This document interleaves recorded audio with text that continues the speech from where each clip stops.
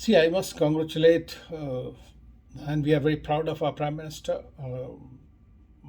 Modi ji, and his team, which have been able to very successfully wade through these labyrinthine negotiations during India's most prominent presidency, which was vastly expensive in terms of its outreach.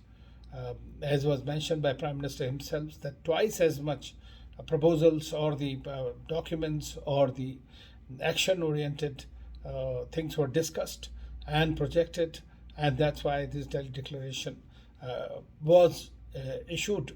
And I owe it. I think that one owes it to all the countries who are members of the G20, who thought of the larger global good as a priority rather than their myopic geopolitical interests.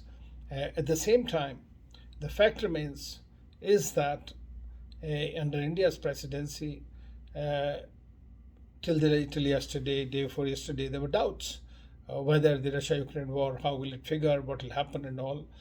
But then a very good balance has been found out. India has been a balancer in the world. India does come up with sensible solutions, and I think once again my compliments to everyone. So it's extremely important from our perspective. India, as you know, Prime Minister Modi from the very beginning had started talking about the global south. We have always talked about, we have fought for the global south everywhere, whether it is bilateral, multilateral, regional fora. India has stood for them. But this time it became the voice of the global south. Their problems that were impacted because of the pandemic and because of the Russia Ukraine war. And they had to be brought to the focus.